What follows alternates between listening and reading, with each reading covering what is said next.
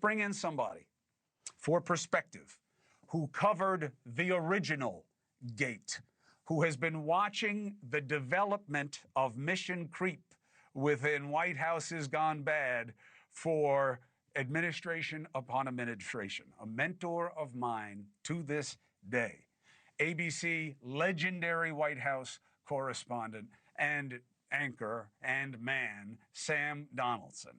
And of course, you saw it with the original gate with then President Richard Nixon, and you reached out to me today and said, we need to talk, Christopher, about what we are seeing now and what it reminds you of. Tell us, sir. Well, the parallels between the Nixon case and the Trump case are really stark. You remember, Nixon was under suspicion that he had helped cover up that burglary, and people maybe have been involved that we don't know about. And there was even testimony from John Dean, his counsel whom he fired, that Nixon himself was probably involved. But it's their word and his word. And then we found out there were tapes. He had taped the Oval Office, all the conversations. And we could hear them talking about Watergate. And if, as he said, I've listened to them and I'm innocent, his innocence would be proved. What did he do? He fought hard, tooth and nail, for weeks, for months, desperately firing the special prosecutor, using every device, as you say, of indirection. What about this? What about that? I'm no crook. Until the Supreme Court ordered him to produce the tapes. He did, which I give him credit for, and he left town. Now here is Mr. Trump, who originally last year was campaigning to an extent on the fact that there's something funny about this Epstein business. It was Obama, it was Biden, it was the libs, and I'm going to get to the bottom of it. And then when he became president, his new attorney general said, I've got the file on my desk, the Epstein file. All of a sudden, they looked at that file or files, and 180 degrees, he says, I'm not going to release them. And just like President Nixon, he is fighting tooth and nail with indirection, with things that don't serve his purpose, like this suit against the Wall Street Journal. And every time he makes these kinds of moves, we suspect more and more that there is something in those files that goes beyond just partying with young girls with Epstein. If you want more proof, forget the Wall Street Journal article. It's irrelevant.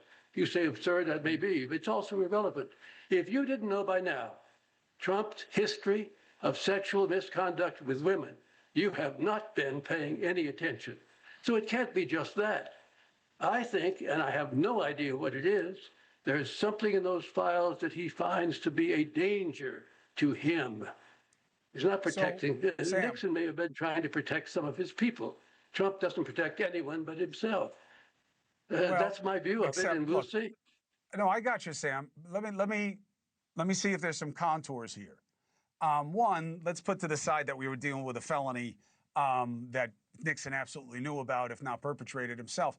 And here, this could be a number of things that the president is interested in terms of who or what gets protected. But here's my big problem with your theory. Then why didn't it come out under the Biden administration? If there has ever been an effort to want to take down a political opponent, we saw it during the Biden administration and really during the Obama administration. So why wouldn't they have released it if it's been in there all along? Well, that's a good question. I don't know.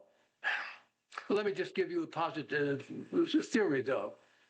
Biden didn't like Trump. Trump doesn't like Biden. Okay. But Biden did not say from the get-go, I'm going to prosecute the former president. Trump has said that of Biden. Biden didn't say from the get-go, I'm going to look into everything that Trump has done, and I'm going to find him guilty of this, that, and the other. Biden didn't do that. So you ask me, why didn't he get into the Epstein file and see if he could find dirt on Trump? Now, he didn't like Trump. But Sam, he wished him ill. Sam. But he didn't use the tactics. They wound up going after Trump. Consistently used tactics that are below the belt on everyone he doesn't like. No, 100%. I am not here to do. I am the beneficiary and I have received the tactics, my brother. You are more correct than you know, okay? The president can throw as good a low blow as gets thrown in politics. No question about that for me. However, when we look at the facts as we understand them to this point, Um, I do not give the Democrats high ground in terms of their efforts to besmirch Mr. Trump. Those cases in New York were a joke. The cases they brought against him reeked of politics. And if they were willing to do that, to this day, 34 counts. They were 34 of the exact same transaction. But they were willing to do all that stuff, Sam. And you don't think that they would have looked for and released Epstein stuff on Trump? Well, I don't know. I will tell you something, though. I think we're quite right. The Democrats play the game now according to the rules that Roger Ailes set down. 1988 was a turning point.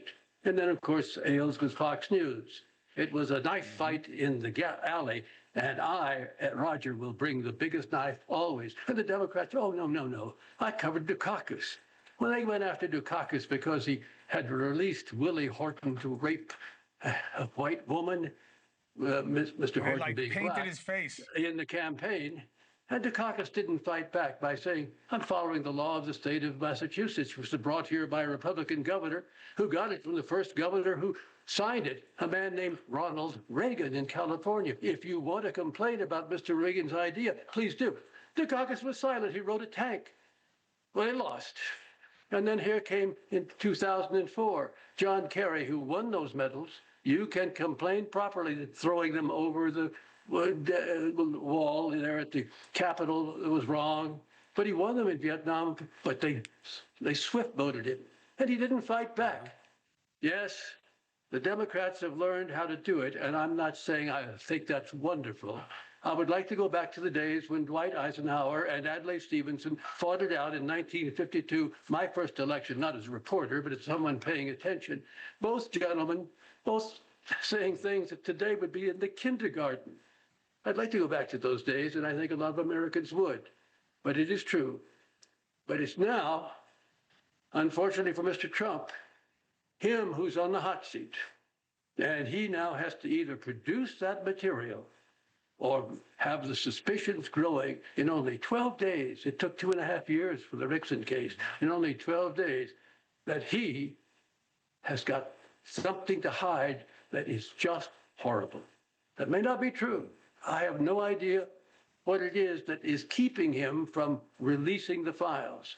But no one manages him.